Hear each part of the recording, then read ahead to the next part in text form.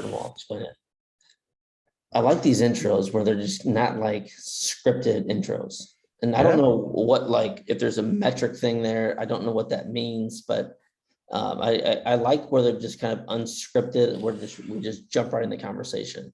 And I Yeah. kind of like that too, but I have been busy, yeah, and I haven't been the best friend in the world. I haven't reached out to you as much as I probably should have. I try and like or comment on Meg's comments every once in a while, but yeah, you guys are the best, brother. It's good to see you, and I'm glad to see No, yeah, absolutely. I appreciate it. There's I took I don't know if you know, I'm a big fan of this guy Sri Kumar Rao. He has that book that I've done did a couple masterminds with or whatever. It's called Are You Ready to Succeed?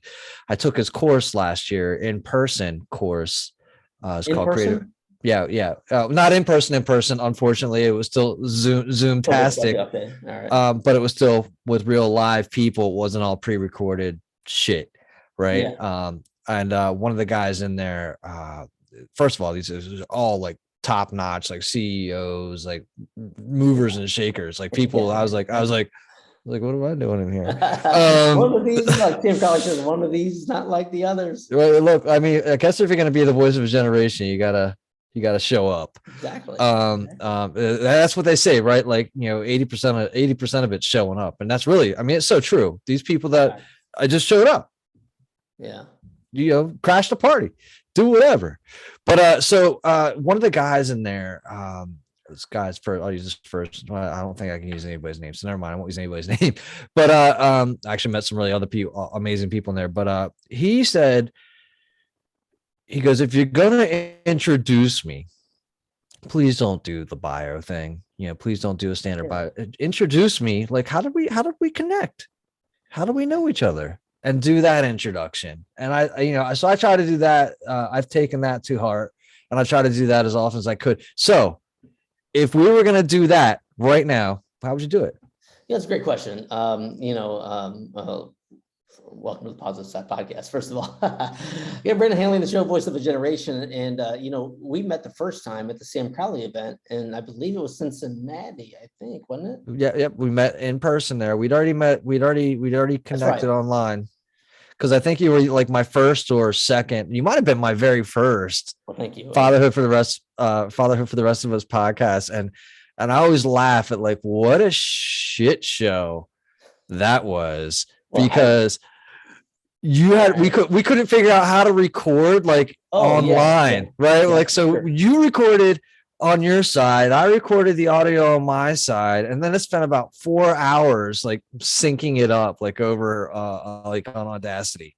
It was a mess, but I want to talk about two different things real quick, since we're going randomly on the show. But one of the things you just mentioned briefly about 3 minutes ago was sometimes you just got to show up. And it's funny when you said that, because the first thing that came to my mind was it's like subconsciously my anxiety kicked up, because I think that in general, and most people, when they have these big, and not even big, like we have appointments, or we have to go to this meeting, or we put so much bullshit on ourselves. Yeah. Like even me, like I'm full of piss and vinegar and full of shit 99% of the time, but even me, the anxiety kicks up. Like I just had to show up. Like, man, I go to these meetings with my company, and my anxiety kicks up, and I freak out, and again, just being real, because people like you or people like me think like, well,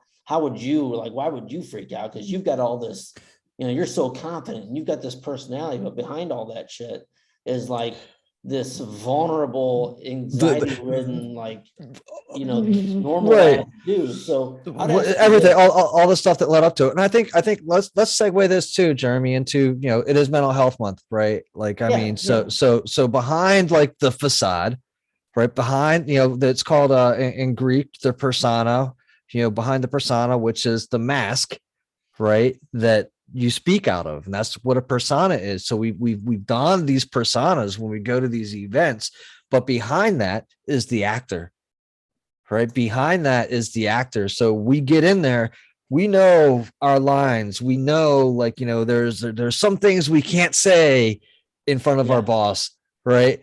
Like, in this certain scenario. There's some things we can't say in front of a client. Like, this is our role. These are my lines, and this is what I say. But behind it, you're like, fuck all this.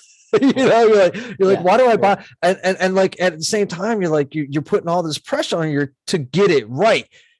And that get it right is probably get it right for somebody else, but it may not be get it right for you. Right? Good point. Yeah, it's a very good point. I would ask you, and I think that's one of the reasons again, I don't want to break my arm, pat myself on the back, but one of the reasons I think I've been so successful in my life is that I really don't give a shit what anybody else thinks, but I still get a little, I don't know, like it's like the, what do you call that? The imposter syndrome. I have a lot of imposter syndrome. I'm always thinking like, I'm not worthy of this. I'm not, but somehow, some way I push through this. But the question I have for you is, I know you do a lot of meditation, a lot of breath work, and a lot of things like that. And I know the things that I say on the, like what I just talked about, this anxiety ridden, when you go to meetings or you go to these conversations, or a tough conversation, like, man, all these things go through your head. What would you recommend somebody is breath work? And again, for me, breath work is the answer in situations like this. Like that's what gets me. Like people are like, oh, you're so confident, all this bullshit, but like literally the other side of me is the guy sitting in my car doing my breath work, right, taking deep breaths, trying to calm myself down, and then gathering my thoughts and then going in. But what would you recommend to somebody or anybody about like the importance of breath work, or how would that benefit in that situation? Yeah. So listen, I'm no absolute guru on the breathwork stuff. I've been doing it a little over. I mean, voice of a generation. I got to be something. Exactly. But it's been probably about a year and a half that I've been doing it on the regular for myself, and it's been. I can't believe it's May already, brother. I can't believe it's like 2022. Beginning end of last year, in literally December, because I'd had it on like my whiteboard. I was like, do breathwork lessons, right? And I was like, fuck, it's December. I gotta do this thing that I said I wanted to do, right? Because if if you're a Bob Proctor fan, God rest his soul. I can't believe my God. He was 90, wasn't he? Was he 90? 90? Man, I don't know, but you knew it was coming because like it was just falling apart. I love that guy though. One of the things he said was like, discipline is doing what you told yourself you were going to do. Really? I mean, that's it. Really? Like, what did you tell yourself you were going to do? You don't have to tell anybody else. What is it that you said you wanted to do and you're going to go do? And, if you can't stick with that, then why? Man, bro, so that's so deep though. Like that's so basic, but so deep, because again, when I have conversations like this, and like what you just said, like I always put myself in that situation, and I would encourage everybody listening to this podcast, like put yourself in the situation. What did you tell yourself you were going to do, and did you do right? It? Yeah. And look, I mean, you don't got to beat yourself up, because you can also own it, right? Like, oh, I didn't do it. Okay, yeah, I didn't do it. And you don't even have to make excuses. Like there's no reason to make excuses for the shit you didn't do. Just be like, yeah, I didn't do it. Don't be like, hey, don't be like, oh, well, this came out, you didn't do it. That's it. It doesn't have to be any judgment to it. Just be like, I didn't do it. You said you wanted to. Yeah, but I didn't. Okay. Is it still, just like in coaching, is it still meaningful for you? Is that still something you want to do? Yeah. Yes or no? And it's okay to say no, because if you say no, it's like closing a tab on a Chromebook, right? Be like, boom, you just freed yourself of like that mental anguish, right? So I took the breath work, and I've been deep into it this year, and like really good book. It's called, it's right behind me. Hold on. Oh, God. Like this screen you got back there is like, it's like this reality is.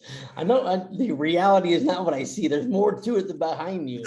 That's right. You got the screen on you. It's cool. So this book is called, let me see if I can get it in front of me here. It's Stephen Kotler's The Art of Impossible, a Peak Performance Primer. Really good book. Highly recommend it. Really, I do. One of the things he talks about is like when he gets started into doing research is read 5 books. Read 5 books on like whatever it is you're getting into. So I'm reading, 5 books on breath work. I actually just interviewed somebody earlier today who's, pretty big in the breath work community. But I'm reading I'm taking in all the information, right? Like I'm going in deep. There's so like it is the closest thing to a silver bullet I think that we've got available to us, right? That's powerful, bro. It's I'm not kidding. Like, so let's talk about it, right? So you're talking about breath work will reduce inflammation. One of the things I learned recently is that this year, right, is we breathe, all of us, into our chest, right? Rarely do most of us breathe down into our belly. And what that does is our chest isn't built for breathing, right? And so that tightens up these muscles up top here, which, jacks up our, gets jacked up into, I'm trying to think of what this is. We've got some nerves in the back of our cranial here, right? And then there's a whole bunch of nerves in the vagus system and whatnot. So what'll happen is we get stuck in like this tense, tight system right here and we're stuck in our fight or flight, right?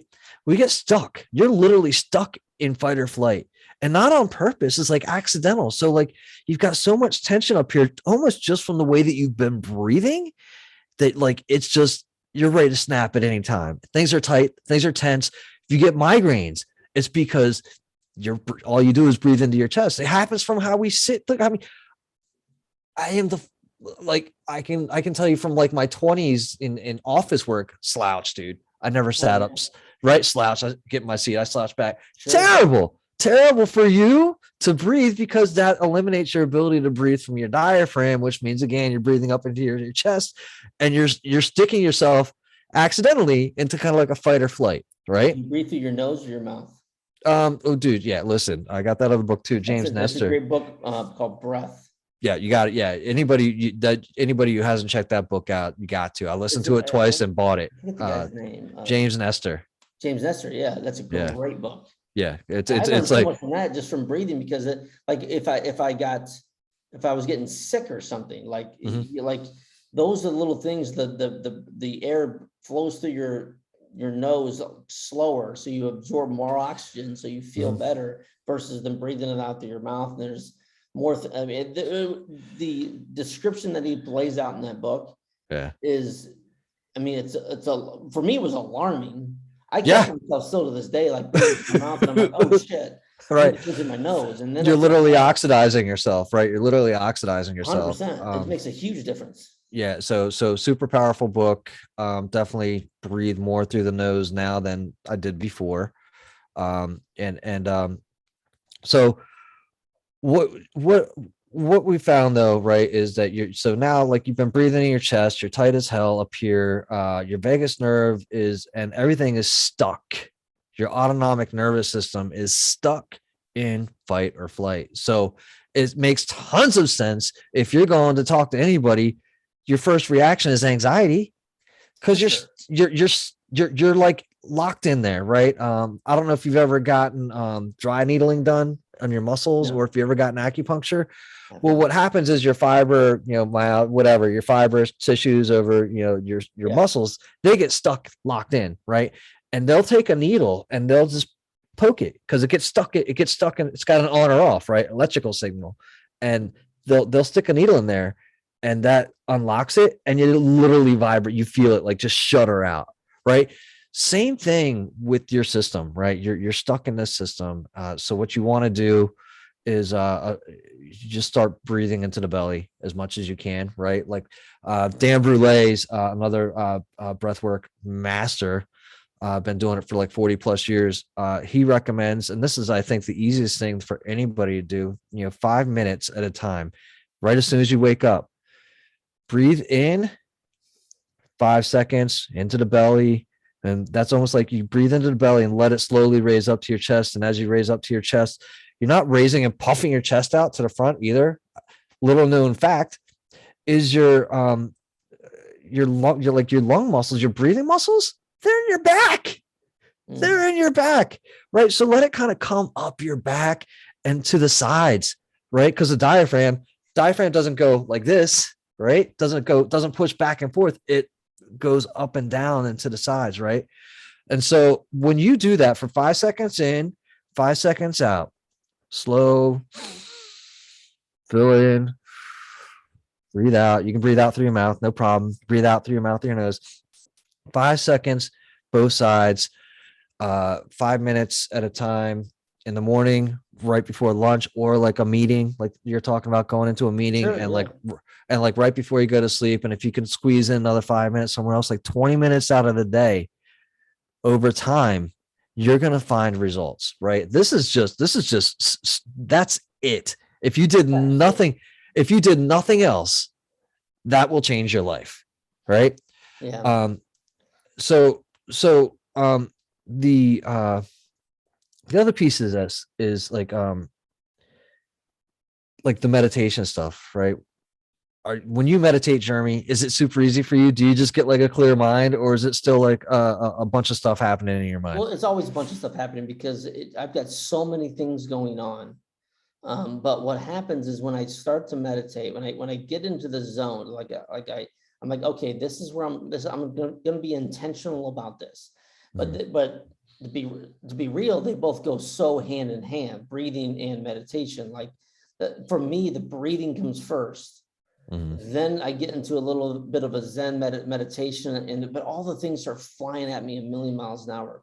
But it allows me to slow that shit down. Like I can almost, at first, it's like, well, again, I work on the breathing to slow my whole body down. It make me feel better. Like I know it sounds like bullshit and woo, but like when I No, there's start, some the test will show that, right? yeah, when Like I it start breathing my shows. nose, it slows everything down. I feel more relaxed, and then I start meditating, and then things initially start flying at me. But as I continue to breathe through my nose and intentional through my belly, and I can feel I always, whenever I meditate, I always feel like I focus on energy being on the top of my head, Mhm. and then trying to physically push that energy down through my body, through the tips of my fingers, through my knees, and then out through the tips of my toes. I I like think it. about that constantly while I'm breathing. And at the Yeah. same time, I'm getting inundated with, you should be doing this. You should be making this phone call. Yeah. What are you gonna be doing Yeah. tomorrow? Oh Yeah. my God, you Yeah. gotta make your mortgage payment. You gotta, what's going on with the car? Like the most random shit flies through me, but then I keep resetting, keep continuing to breathe and continue to think of the energy. And I'll tell you what, it's kind of weird. Like when I think about the energy, I can almost, I can, no, I can't almost, I can feel like it's like if you put your hand in like if you put your hand in a cold water, when you Yeah. put it in initially, you can feel the tips and you can feel the cold water going up your hand and up your arm. That's how I feel with the energy that releases through my body. Yeah. Number one, through breath work, but I can feel it. Like I can feel it go across my forehead. I can feel it go across my nose. I can feel it, and it's intentional because I'm focusing on that and I'm pushing this energy down through my body, through my heart, and then, I always think about it. Okay, now it's going through my lungs. Now it's going through my heart. Now it's going through my liver, my kidneys. Now it's going through my legs and out of my toes. Like Right. I visualized all this, and it's weird if you do it, because like my toes get like almost not cramped up, but I can feel the energy releasing through my toes. It's the Nice. most bizarre, weird feeling, but it's and again, I'm not trying to be woo or nothing. Like, oh my God, Jeremy, that sounds like bullshit. But like, if you're intentional about it, you Yeah. feel better. So, My hands so get cramped up too when I do that. It's so weird. Like I can feel it. My hands get like they get cramps. yeah. It's bizarre. Yeah. So it's not weird, right? Like it's exactly kind of it's happening kind of the way that it's supposed to. Like I'm not sure exactly like what your breathing patterns are or not, but the other thing that I've learned is that um if you, let's say you want to get amped up, let's say maybe you kind of want to get into a fight or flight space, right? With high energy, you're going to breathe like 4 in and 2 out, right? You're going to breathe like double in, then out. Now, if you want to do vice versa and you want to engage like your parasympathetic and you want to relax and you want to chill out, right? You ask like how to like maybe you're anxious and you get ready to face something like you were talking about earlier and you just want to really chill, then you would breathe 2 in and 4 out.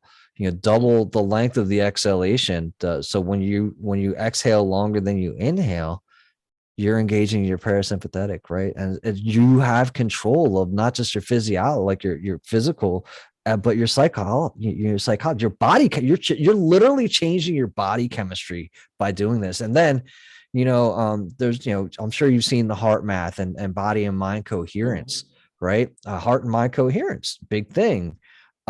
We rarely achieve it because of what you were talking about earlier. We're always so focused on all the things. I got the bills to pay. I got this to pay. We got all these things coming at us, and we don't think that we've got the time. We think that we have to do it now. And there's like this, again, panic and anxiety.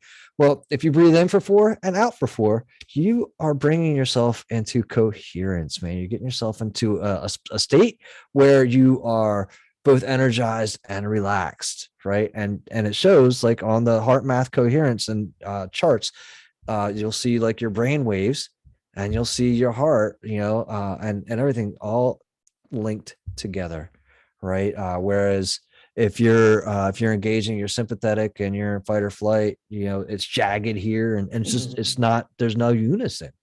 So it's super powerful. And then the reason I asked about the meditation part, right, is same thing, right? Samesies, where the like I'm thinking of all the things historically, right? 2 things I learned. The first thing I learned about meditation was a couple years ago, and just counting the breath, and that the point of meditation wasn't necessarily to still the mind per se, or whatever, but a big part of it is learning how to focus, right? Which is something we suck at right now because of everything. We've got our phones everywhere. We've been taught to be distracted, right? Basically. I think that's a tragedy right now, being focused, because we're pulled. I mean, this damn thing here, nonstop, and never ends ever. And when you're trying to, one of the things I really suck at is, with my position, like I've got so many things going on at work, and my phone never stops, but I owe it to the person. Like if I'm having a one-on-one conversation, I owe it, like outside of work, like I'm not even working, I'm outside of work, but still responding to emails. But I owe it to that person to stay focused with them and be present. Because Jeremy, 20 years ago, where was that phone? Where was that phone 20 years ago? Nowhere, dude. It didn't exist, right? It wasn't there. Like Elon Musk says, we're cyborgs. We're attached to a computer. Right. And he's exactly right. We are attached to. We are cyborgs. So weird. So in learning how to focus, right? You count on your breath. You count your breaths, right? The breath work isn't so much anything other than just counting the breaths. So that's one way. Walk me through that. What do you mean by that? That's literally just, count to 100, count 100 breaths, just breathe, go, count one, in, out is one breath, count to 100 breaths, and just count to 100 breaths. That's it, man. Like you just focus on your breath, nothing else required. And that's going to do a lot, but, and that still kind of gets you stuck, right? Like sometimes you'll still kind of float away. Right. And that's okay. That's part. And that's what mindfulness is all about. Mindfulness isn't about, again, getting ourselves clear and all this other stuff. It's about being like, oh, I was just doing this and I stopped doing that. Let me get back to it. Right. Because you can't focus on something 1000% of the time, because it's unsustainable. Right. Focus isn't like being like, laser focus on this thing and not deviating forever, because then you truly would be a cyborg. Right. For sure. And so it's funny when you're talking about counting, like it can't be that easy. It is. So that's just a practice of focusing. Right. But my life is so, so competitive and so busy and so crazy. My subconscious self tells me, Brandon, you're full of shit. It can't be that easy, because there's got to be like 10,000 different layers. Oh yeah. Dude, just trust me. It has to be harder than this, right, bro? It has to be. I can't do all this. I can't do all this with my breath. That's dumb. Why isn't everybody else doing it then? Here's a shocker. They are actually doing this. Like if you're out there and you're looking around, breath work is like breath work is right now what coaching was, when you and I met, right? It's like it's like Bitcoin, except for with your lungs. Yeah, So exactly. so Hopefully it doesn't tank like hopefully doesn't your lungs. oh man, yeah, no, for sure. But so we talk about just breathing, we talked about just meditating, we combined them a little bit, and that's okay. But then there's like this actual breath work, right? There's what I've been training in is called soma, and it's breathing in rhythm with music, and it's breathing with these different counts, right? A lot of it's 2-4 or 4-4 for the most part, or like maybe a 2-2 that kind of gets us excited. When you say that, what does that mean?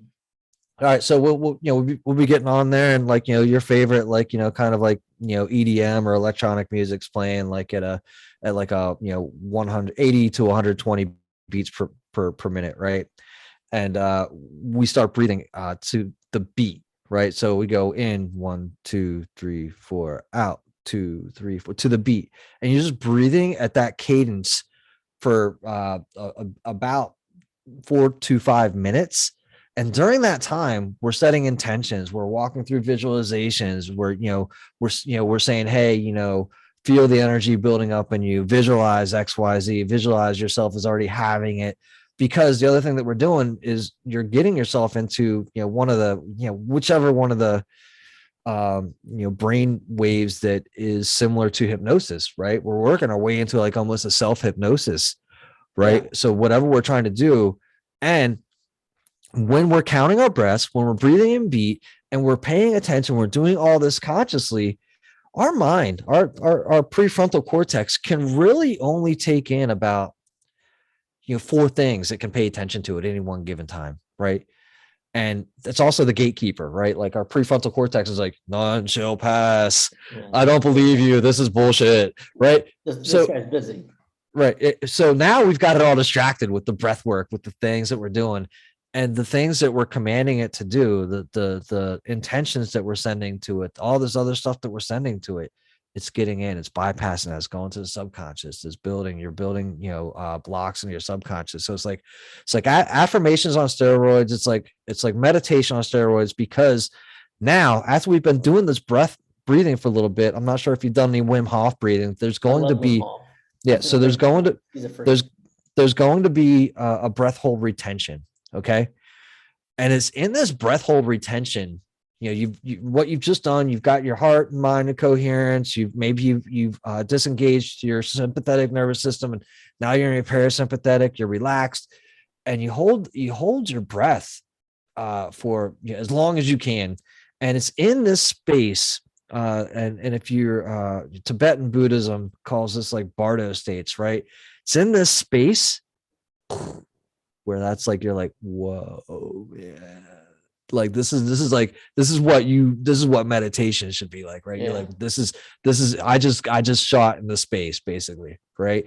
But you're also gonna get like these, I hate calling them downloads. You're gonna get some really powerful like downloads, or like some really powerful insights. But this is also a pathway to awakening, right? This is a pathway to and this Stephen Kotler talks about it in his book, again, The Art of Impossible. Talks about you're going to dissolve the body and the mind for a short period of time, where you're just spirit, I'm going to call it, you're just mind stuff. Again, you're mind blown out. I liken it to if you were on drugs almost, right? It literally is like you become like your own drug, but you're creating this space. And again, they're called like Bardo states, and this is in Tibetan Buddhism, and that's the opportunity for awakening. That's the opportunity for enlightenment, where it's just like in between these breaths, and you're there, and there's nothing but like eternal space, right? There's nothing but like sunshine of the eternal mind, really, right? And you get like some really powerful stuff. You pause for a second, and we do another round, right? Usually what I do with my clients right now is I do 2 rounds when you get started, right? Let's work on 2 rounds, get yourself kind of built up, get yourself into this space. you're committing maybe, 20 minutes, 20 or 30 minutes to it. And then we build up to, 40 minutes. And then we build up to an hour long session where within an hour, like, I mean, dude, you're getting blown out, and you're gonna, I've already had clients who have had awakening experiences, and I haven't had that many clients yet go through this. And for me, that's powerful, dude. That's powerful. And I guess I would ask, what I was kind of thinking is, and maybe it's completely out of realm or out of whack, but I think they have this very similar experiences. How could you introduce like a psilocybin, or ayahuasca? Because there's so many retreats out there that do these things on different levels, and it incorporates breathing techniques as well. I'm just about convinced that I am going to some way, somehow get a hold of some psilocybin, a microdose. Now, microdosing is obviously different than, going all in and going off the deep end. But I think the combination of the two, and I don't know if you've ever done any research on that. I really have no idea, but I think they go hand in hand really well together. When you're talking about awakening and figuring out yourself, and meditation and breath work. Yeah. I feel, and again, maybe I'm way wet, but I feel like it's almost a way to supercharge all the things that you've talked about. Yeah. Look, no, there's no doubt about it. It's, what's your own willingness and threshold, right? Do you feel the need for it? Absolutely. I think that it again, it's kind of like, a double whammy. You're definitely going to shoot yourself into space, and you're definitely going to feel, you're really going to see kind of what you're doing. Right. Have you done ayahuasca? No, man. No. Psilocybin? Yeah. Okay. I figured, I thought so. But man, I've thought about that for a while now. Like, there's so many retreats to do that, to get to the next level. Well, I've also heard people that just do through breath work have felt like they're tripping. So here's the thing, and this is why I think this is so powerful. That's why I think breath work is so powerful, right? Because you can get to that state just by like leveraging, using your own body, right? Now, what's great too is like, all right, well, Jeremy, I don't know about you, but when you show up at work and you go on a lunch break, and if you were to take mushrooms on your lunch break, psilocybin, do whatever, you're not coming back for 6 to 8 hours, right? Now, which I don't know what you're up to later in the day, and if that's okay or not, right? You can't. I rarely have I found a place that says it's okay if you called out tripping. Hey, come on, work with me. Let's figure it out. I'm not going to be able to make it in on tripping, so can't come back. Breath work. In 20 minutes, you can have a really great experience, and you can really connect to source. It's something that you're doing. And after you're done with your session, you can show back up to work. How far, when you have done your breath work, when you say connect with source, what does that look like? Like I said, I talked about, right? So it's like there's a dissolution of the concept and idea of separation or bounds to your corporeal self. Gone, dude. Gone. Like you're spaced out, man. You know what I mean? So you're all this, the physicality is gone for a minute, and you are just kind of imagine, I'm not an Akashic record specialist, nor would I be able to tell you if I've tapped into it, but I can tell you I've tapped into some stuff that's just been like, we talked about work, right? And let's say you've got a real big challenge. You've been trying to figure something out like all week long, and it's just been elusive, right? Some of these breathwork sessions, you go through the breathwork session and you get these insights on how to solve your problem. You're like, wow, this was so easy. Why was I making this so hard? And it's coming from within. You've already got how often do you and I talk about, you've got greatness within, Jeremy, right? 100%. Got greatness within. That also means that chances are you've got the answers within. You need to create the space to allow that to come through, right? What we do way too often is it's kind of like, we keep putting something in there, right? It's like the example of the guy, the teacup example, right? where like the master's like filling up the cup, and the guy goes, oh, stop, it's overflowing. He goes, your mind's the same thing. It's got so much in there, nothing else could like come in, type of thing. So we're trying to do things from a human level when we have access to the resources of the universe. And people say that the mind is a universal resource, right? But here we are, we're trying to think we can do it on our own. If we step back and allow ourselves to tap in to the truth of who we are, this infinite resource of our mind and its connection to source, whatever, and let source kind of bring an answer to you, you're going to be blown. You're going to be, your mind's going to be blown. And this is the space that you create in breath work, right? And these are, guys, I'm just telling you right now, this is like tip of the spear benefits stuff. I mean, resetting your autonomic nervous system really should be like key for phase one, right? Phase one should be, hey, I'm tight as fuck everywhere I go, and I hate that. I'm anxious everywhere I go, and I hate that. I'm always on edge, and I hate that. I would like to be able to relax at some point, and I can't. Okay, you need to check out breathwork. You don't got to do it with me. I don't care who you do it with. You need to look into it, because you have a couple options. You can keep doing what you're doing now, and if you're happy with those results, stick with it, right? If you're doing something in your life and you're not happy, this is breath work. I mean, once you learn it, you can keep doing it, and really make some massive adjustments on your life.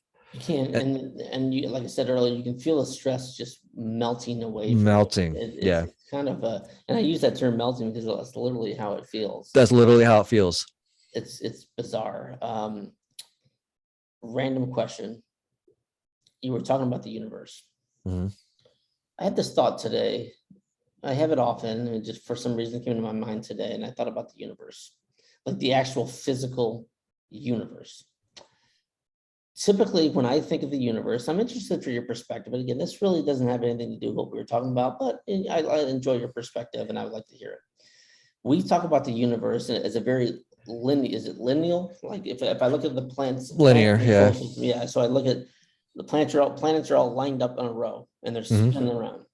Yeah. But the universe in space goes infinitely straight down, straight up, every direction, straight right, every direction. I thought about that today, and it's almost too hard for my mind to grasp that. So when you mention the universe, where do you think?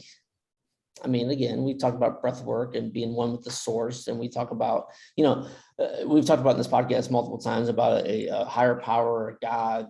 What else is out there? What happens when you die? We've talked about a million different things on the show between you and me, but what does that look like for you? Like, how do you work your way through what that actually looks like? Because I have a hard time grasping the reality of how small we are versus the enormity of this gigantic galaxies and universes and just the internal space of all, like, never ending ever. Yet here we are, a tiny little blip, tiny blip. And even on this planet, we're here for a tiny blip. How do you manage that? I guess there's a bunch of different ways to go with it. One thing that I love, I forget who was talking about it in the Big Bang Theory, right? At some point, and the other idea is, and I'm sure that you know this, but I'll bring it up. Like, we are more air. Like, there's more space in between the atoms than there are like its actual substance, right? So at one point, this was all jammed into the whole universe, theoretically, jammed into something the size of a pea, right? Theoretically. So we've all been next to each other in one way, shape, or form, right? We've all been connected through, like, in this pea. There's no new stuff in this universe. It's like, it's kind of like, here's your Lego kit. Good fucking luck, bro. Right? Like, right. And it just dumped it all out. And like, there you go. You're like, where's that piece? I need that piece. I can't find that black hole. So, And so it one and they also show a lot of times too. I think of like sometimes like I think beams of light and how like even like one part of it goes here, one part of it goes here. Separation of I forget which part of the atom, but they show that they're still connected, right? So theoretically, honestly, we're all still connected, and we are the universe. Like we are not separate from it, just like we are not separate from God, and just like we are made from God stuff, right? And God stuff. I mean, because it's the idea in Vedanta is at least the one that I listen to all the time is that there's like everything's God or nothing's God, right? And yeah, those are the choices. Everything is God or nothing. Nothing is God. Yeah. It's all or nothing, man. You can't be like, well, this gamepad right here, this is God, but nothing else, right? Like it's all or nothing. Okay. So all that to say is that like I have no like I'm not trying to be grandiose, but like one of the other things that I think about too is like the universe is expanding. If the universe is expanding, then therefore ergo there must be an edge to it somewhere. Otherwise, how could it expand? Right?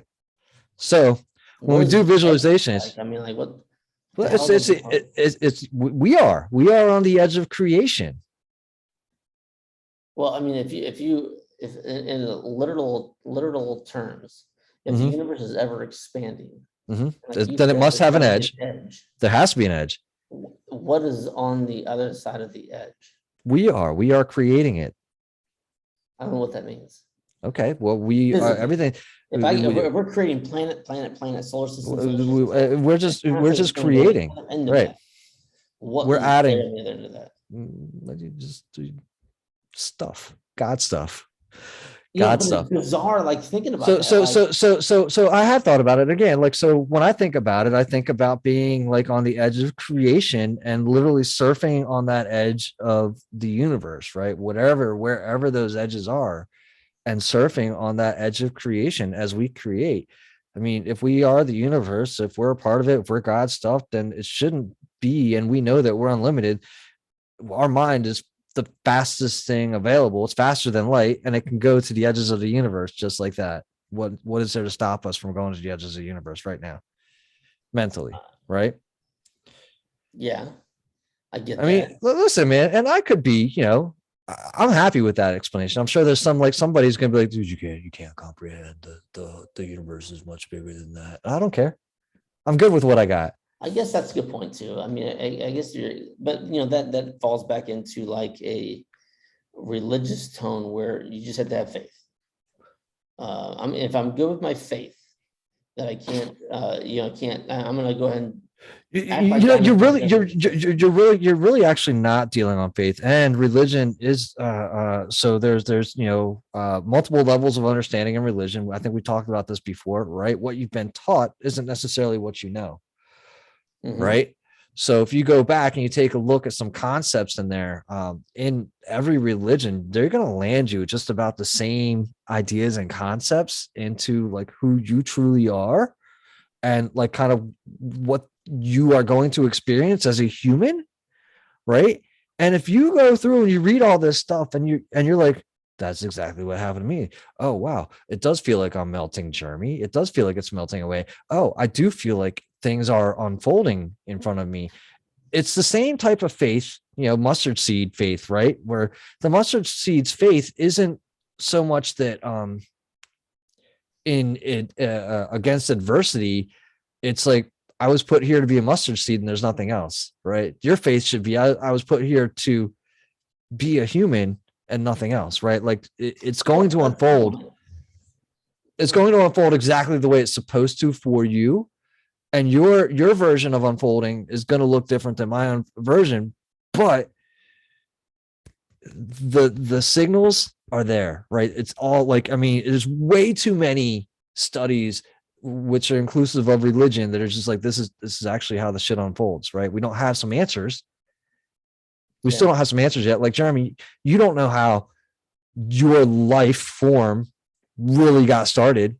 We know like how, like, the sperm and the egg, but like, okay, how did life happen in there? I don't know. Right. So you don't know. And this is like one of those kind of lines, like when you're born and you die, like, are you sure, like, your physical birth was the beginning, and are you sure that death is the end? Do you know the beginning so that you know the end? Well, yeah, it's a good question. I guess you don't know if that was the beginning. And I definitely don't know what the end is. Nobody knows what the end is like, and no one really knows what the beginning is like. The thoughts that go through my mind are that, the end, the lights just get shut off. Sure. Peace, deuces. Maybe, but I mean, yeah. Look, we don't know, right? I mean, like, Here's who's come on the other side and said, no, it's not true. There's no one in the history of the world has ever come back and said that I believe that says this is what's happening after life. You hear the same bullshit stories about, well, oh my God, the light. I walked towards the light, and sure. I walked up the fucking excuse my language. I walked up the marble stairs that are white to see God at the pearly gates. And I think that's a bunch of bullshit, because what I really think truly happens, and not to get too far and too weird, but I think the human body is, again, the human body, I think, is brilliant and fixes ours in so many ways, but it also allows us to pass over. It allows us to die peacefully. And within the pineal gland, it's a fact that inside the pineal gland is psilocybin. It's not DMT. DMT. Yeah. DMT. So the DMT releases into your body, and you trip balls to allow your body to pass away peacefully, and you may see the light to make it easier to die. Does that make it less real? I mean, does it make it less real? No, for me, I think that's reality. Actually, I think that allows that, as that's going on, you're getting ready to shut the lights out and you walk towards the light. It makes you feel more peaceful, and you pass away and the lights are out. So reading, but again, I don't know. Like, yeah. So maybe you do that and you walk through the pearly gates and you're seeing. And that was a whole, like, another weird ass argument is, like, when you get to the other side, do you go to your past loved ones or your dog that died 45 years ago, and there's your dog because you're in heaven, and everybody comes running and jumping to you, and the cousin that died as a baby that you never met, are they a 45-year-old grown man or woman, or are they still a baby? And, like, how does that work? Like, it's so bizarre, and, like, I have so many questions, and maybe I don't know. Maybe I question that. I don't know. I don't know what the answer is. So a good book, and I'm going through it with a couple other guys right now. It's called The Tibetan Book of the Living and Dying, right? Not just a Tibetan Book of the Dead, which is, it's a different document or a different book, but it talks about, death being the transition into the next phase, right? And really, I think one of the things that, when we talk about, like, heaven and hell, like, that happens right here, right now on earth, right? Like, if you're able to, kind of go through life and be doing the right things for the right reasons, and you should spend more time, like, kind of in heaven, right? Like, doing the right things for the right reasons, putting your mind towards something, having something happen because, like, you meant to do it, and just kind of having this kind of a sublime existence. And this, for me, a big part of this was experienced in, like, doing the prosperity practice space, right? Even fatherhood for the rest of us is like, hey, these are the things I want to see happen. And as Bob Proctor talks about, and other law of attraction specialists will talk about, your job isn't so much to worry about the how, so much as to keep the vision of what you'd like to see happen, right? Yeah. Because the how, if you decide on how it's going to happen, Jeremy, this goes back to connecting with source, right? And whatnot. If you determine how it's going to happen, how finite is Jeremy Todd's mind versus the mind of the universe versus God? Like, if you had to choose between your mind and God's mind, who are you going to pick? quote unquote God's mind. Sure. Because you only have access to what you know so far, right? And so that's is it a better description of saying my mind and the unknown mind? Sure.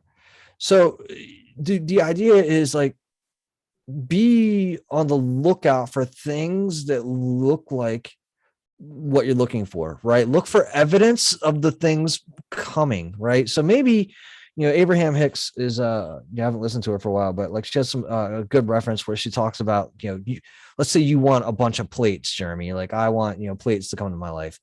Okay. And then, a busted plate shows up and you're like, well, I ordered full plates. I said, give me the full plates.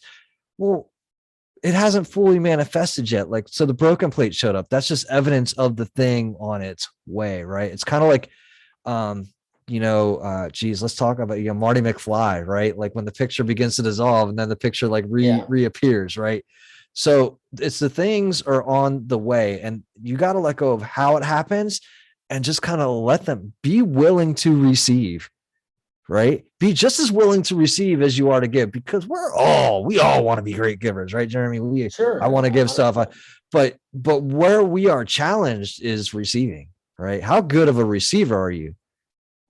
Like somebody offers you a gift, are you like, I don't deserve this. I shouldn't have that. Consciously, and it's funny you talk about this because I went through a major mental practice of thinking about the art of receiving gifts and receiving compliments. Yeah. I struggled with that for a long time. I think you and I talked about this on the show about, we did, because I was talking to you about, when I go to lunch and I'd buy the person behind me lunch. Yeah. And then I would want to run out of the store before I could actually see them appreciate the gift. Yeah. You got to see that. Yeah. Correct. Yeah. So after that conversation that you and I had, I've been mentally intentional about when things like that happen, I stick around and see them. And how much different is that? Tell me how is that? How did that affect you?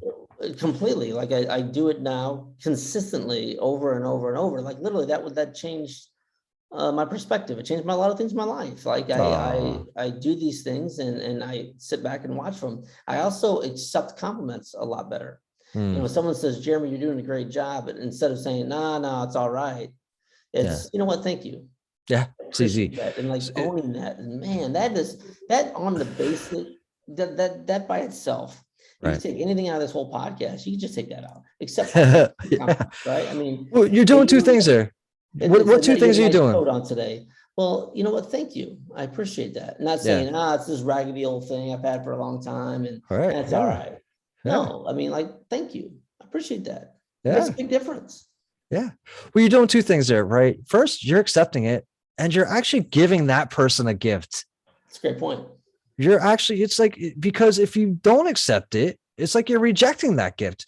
How great does it feel to have your gifts rejected? Hey, Jeremy, you look great today. Nah, man, I look like shit. I'm sorry. I thought you looked good. You know what I mean? Correct. And so you're like, oh no, I can't accept that from you, Brandon. You're a jerk. You know what I mean? It's like, you're rejecting my gift. Like, why, okay, my bad. Right. And another thing, you're now, that builds inside of you, right? Like, yeah, well, you know what? Usually I would say this, look at, like I got my raggedy old, sweatshirt on. I love it. Right. But like, it's a nice sweatshirt, Brandon.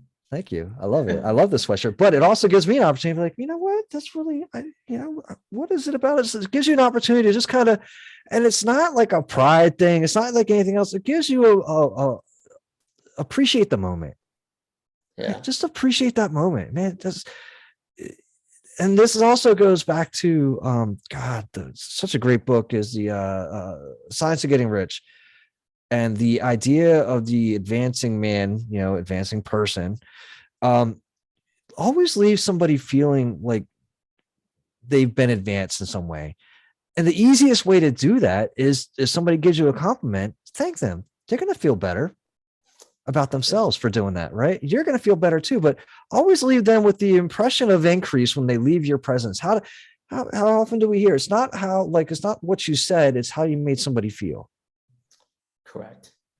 It's so real that you said that, because it's almost like the next evolution for what I've been, what I've taken from what you told me before is accepting that, but I don't know, it's not a bad thing to say, but like selfishly, I take that for me. Like I accept it now and I feel better about it, but you're exactly right. Like it allows them to have the same emotion. Yeah. That's the other part of that is extremely important that 100%. yeah, it makes so much sense. So it's like a double, right? Now you've also got this reserve of like somebody gave you a compliment that you accepted. And now, like later in the day, somebody else can be like, that jacket looks like shit, Jeremy. Like, no, I know it looks good. Somebody over there that I know, like, and respect said that it looks good. Yeah. So it looks good, and you were wrong. Yeah, right. Yeah, you don't like it. You don't. Exactly. So you also get to you get to accept or reject, and those are some things that you can reject, right? You can literally say, you're actually wrong, right? One other thing I want to call out in all of this that we're doing, right, is Voice of a Generation. Goes all the way back to working with Adam Walton, goes all the way back to, what gave you and I like the audacity to create this podcast, right? What gives you the audacity? You do, right? You give yourself that audacity. And it's a recent book called The Tools, really good book, talks about being the authority on yourself, right? Be the authority on yourself. If own who you are. And this goes to what I was just saying, like somebody comes up to you, gives you a compliment, you accept that compliment. Somebody else comes up and tries to slander you. This is your opportunity to own and be the authority on who you are, right? You don't have to take that shit from somebody else. The only way somebody can make you feel bad is if you accept that shitty statement. That's a choice. That's a choice that you get to make, right? It's not easy. It's not easy. I'm not saying it's easy, but you are the authority on yourself. And the more that you can accept those compliments, the less you're going to find yourself around people that aren't giving them. Somehow it works that way, right? Yeah. Because the universe is like, oh, Jeremy likes compliments. I've been trying to give them to him his entire life, but he's been like, nah. And now, like that you like them, they're going to start showing up more. So it's a crazy thing. But be the authority on yourself is a really big thing. And I bring that up just as whatever it is you're experiencing in life, whatever it is you think you're going through, if you're going through an awakening, you're going through anything else like that, and somebody tries to tell you, nah, that's not what's happening. This is your life. It's not theirs. Well, that is perfect advice. And it might be a good place to end, man. We've been talking for an hour now, and I've got can't really tell in the mirror. Is that the Spiritual Dope podcast? Spiritual Dope. The best, man. Mug. You trying to warm it up. It's all right, brother. It's not really warming it up, but I appreciate you. My favorite mugs, and I love it. I've got this one, and I've got the other one that Meg gave me. It's in the kitchen. It says below me, and that's.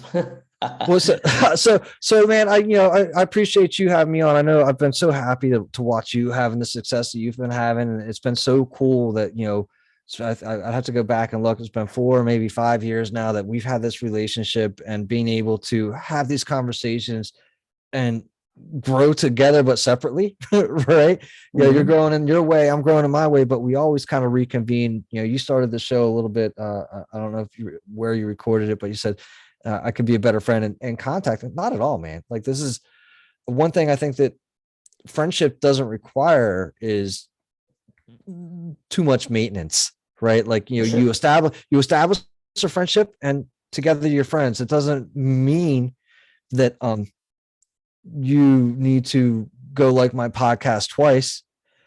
Right. Yeah, right. It doesn't mean you need to do these things in order to earn my friendship. We're already friends, right? The friendship's already established. 100%. Right. You don't need to check in and like make a deposit on friendship value. So that makes sense. But it's pretty crazy, bro. 5 years or something like that. Yeah. So I think it's been so cool, right? That we've been able to keep in contact, continue these conversations, and yeah, man. And it's bizarre. Like, I had the conversation today with somebody, like, I've been very fortunate to live multiple places across the country, but I've taken a lot of risks to not even risks. I've taken opportunities. Like, if I wouldn't have taken the opportunity to go see Sam, I would have never met you. I would have never met Jesse Cole, the man, the myth, the legend. I love Jesse. That's right. That's right. I mean, there were so many people from that initial meeting that we hung out together with. Man, I would have never met any of those guys. You wouldn't have written your book. You wouldn't have written out, like, when you talk about the opportunities that you took to go from place to place. How are those any different from any leap of faith, right? You Yeah, went in, that's a you great totally point. went to something blind, and you expected a reasonable turnout, right? You're like, I'm Jeremy Todd. We'll make this work. That's great advice, because what you just said there is, let's just say someone's listening to this podcast and saying, well, I can't do what Jeremy did or what Brandon did. You don't have to. You can just make a leap of faith tomorrow morning and at your work with your family. Yeah, And shit will just work out. Like, it'll I work don't know out, how to man. explain it, man. Like, It'll work out. it's hard, it's weird, but it always works out. It'll It work always out, has, it man. always will. Gotta trust the universe a little, man. 100%. Where can everybody find you? Spiritualdope.co. Spiritualdope.co. Hey, did you ever have I need to get, there was someone I had on my podcast recently that I think you would love to have on the show. Well, you should have my buddy from uh what the hell is that retreat place that I had? I had him. Behold Retreats. I had him on. That guy was great, wasn't he? Yeah, no, he's awesome. I had one of his other people on too. Behold Retreat. That's right. I Yeah. gotta go. I want to go so bad in the next year. So he links, he on his site, he links like the top 10 in, I think, in the country, and one of them's in New York. But you probably find something local to you now, especially with Detroit decriminalizing. For sure. Oh, they are? Yeah, they did decriminalize. Yeah, they did criminalize mushrooms. They did? Oh yeah, Oh, dude. shit, I'm going to Detroit this weekend. I know, right? Going So to Detroit, road trip. Let's go. right. I mean, yeah, I'm sure you'll be able to find what you're looking for, right? Well, I think it's important. I think I'm looking forward to it, and I'm looking forward to just all the benefits of mushrooms and what they do, and how they help your brain and your body and your soul. I mean, man, that's just one plant or mushroom that I'm a huge fan of, and I want to experience more of that. And it goes, if I tie it all back in, a lot to do with the breathing too. And I think the work you're doing with breathing, I think is so important. And look, the benefits are so outlandish that, yeah, I laughed to myself one day walking the dog. I'm thinking, I'm trying to tell Meg, I'm like, oh yeah, just breathe and do some of this breath work. And of course it can't be that easy, right? Why would it be? It can't be that easy. And the God truth is that it is. I do free kind of introductory sessions, no strings attached, no pitches, nothing. Come in, do some breath work on Sundays. You can check that out on Facebook. Look for like Spiritual Dope on Facebook. 1:30 p.m. Eastern Standard Times on a lot of Sundays. On most Sundays that aren't Mother's Day. And you just get the experience. Right now, I get the opportunity to couple that with transformational coaching, right? And just another tool that just helps to, it's mind-boggling, right? It is mind-boggling, and there's nothing wrong with hiring a coach. I think hiring a coach allows you to 10x your life, and it's super important. It allows you to get from point A to point B quicker. And I think that's extremely important. So everybody out there around the galaxy, no matter if you're up, down, left, or right, in any kind of galaxy of the ever-expanding universe, reach out to Brandon, find him, connect with him on social media, email him. Yeah. What's your email address? Brandon at spiritualdope.co, bro. That's pretty easy. I mean, yeah, email Brandon, and hey, like, if you get any questions for me, obviously reach out. Please leave 5-star reviews. It allows other people to find the show. I say it in every single episode, and mean it from the bottom of my heart. You've got greatness within. Like always, this is the positive side.